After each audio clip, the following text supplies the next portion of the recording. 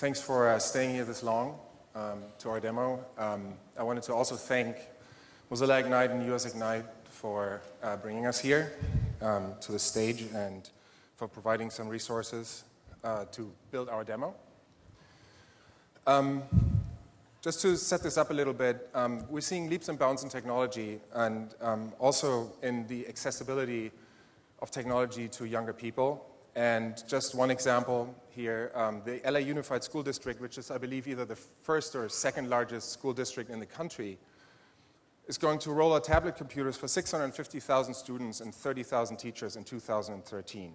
That creates quite a content gap. I mean, the technology's there, and these devices will be connected. So what can we do? What ideas can we come up with to build some engaging, fun learning experiences that teach content, but also maybe enable kids to learn what they can do with these devices in computer science? So what we built, and I'm going to show you just a little bit of a demo here first, and then bring Ryan Berkey, my colleague, here on the right side. What we built is a model of the solar system. Cizzle is a framework for building simulations in a collaborative environment. And as an example for a simple educational experience, we built a solar system. And I'm running it in a browser here, and I hope you can see this on these two screens on my left. That's Ryan's computer. That I can move around in it. And I have some camera buttons that make navigation easy here on the right side. And I can fly all the way out. And I can come back home. And this is all built in JavaScript, and it's open source, meaning that you can also go in and look at the code that's behind it and change it. And in a way, because we can also drive video and audio with it, this becomes a simulation engine and really competes with what our kids are playing with otherwise, which is video games like World of Warcraft. So can we kind of learn from video games and say, this is a really awesome, fantastically engaging experience, and can we use that to bring teachers and students closer together and have them collaborate and learn some of the basic things about the world we live in, or even complex things in a collaborative environment? So Ryan is now going to, also live demo, going to hit start on his computer, which is on that screen. And now what you see at the bottom there and here is that we have 4 connected users. The 4th one is somewhere here in the room. Thanks. And what Ryan is doing right now, he is now controlling the experience on both computers. He could be controlling dozens of computers. It all depends on the bandwidth that we have available. And the things that we can do is we built some simple navigation controls in here. Again, 3D navigation can be kind of hard, but it can also be kind of cool. But we can teach basic things like the scale of the solar system. For example, when we built this experience, I didn't know that our planets were almost all on the same plane, and that they were actually what their size relationships were, and that they were all rotating in the same direction. So if you click the animate button here, you can see now that they're all moving, and he can make that faster.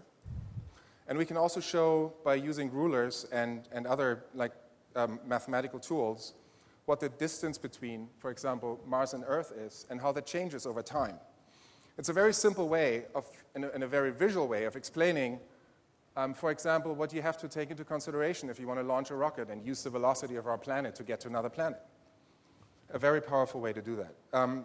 Also, because this is an open web tool, all of these planets here, all the objects in this 3D simulation are links. So you see in the top left corner the Earth button here, which Ryan can click on. And that will open on his computer the Wikipedia explaining Earth. But it could be anything. For example, it could be homework for a kid to say, build a web page that shows us everything that you know about Saturn. And there we go. It will be very easy to connect any outside resource to these models. For a teacher, if I was preparing a lesson plan about Earth science, politics, whatever, I could use this model to, for example, prepare textures beforehand. And just by, and you see that here on Ryan's desktop, simply dragging and dropping them from the desktop, change the textures of the 3D objects in real time, and it populates everybody's experience right away. Or one of the more complicated things that my kids are grapple with are time zones. Why do we have time zones? Very simple to show it in a real 3D model. One side of our planet is in the dark, one side of our planet is bright, day and night. There you go. 7 users. Who's on there? That's awesome. So just like I mentioned video games before and online video games and connected experiences, what we can also do here is we can connect one simulation to another simulation. And the example we used here is Mars, and we last year had this amazing event of Curiosity landing on Mars. And so let's just fly to Mars.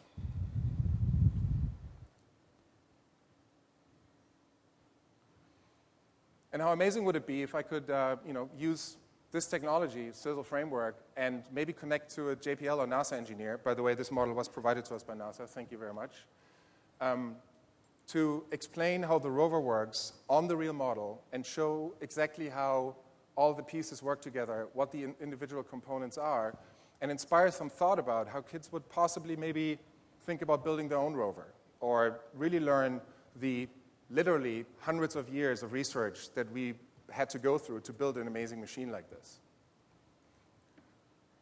But just like the texturing thing that I showed you with Earth just a minute ago, we also took this a step further to think about what we can add to this world. So let's just say you want to give a homework and say, okay, so we have a rover there. We're probably going to fly to Mars and colonize it eventually, send a scientist there, or a group of scientists or people.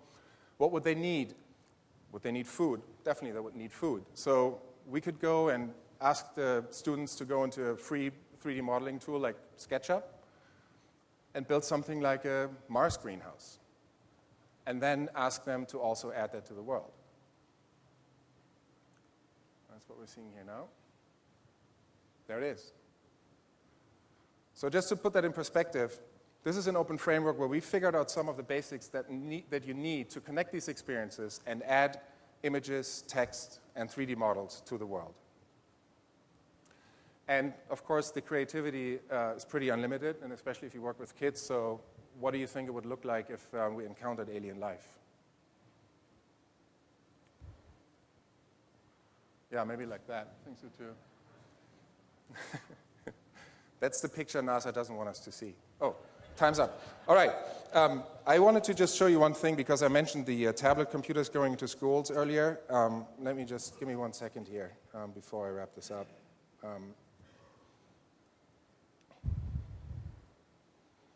So here, this is my Android phone, and was running the same experience on a mobile device in a web browser the whole time.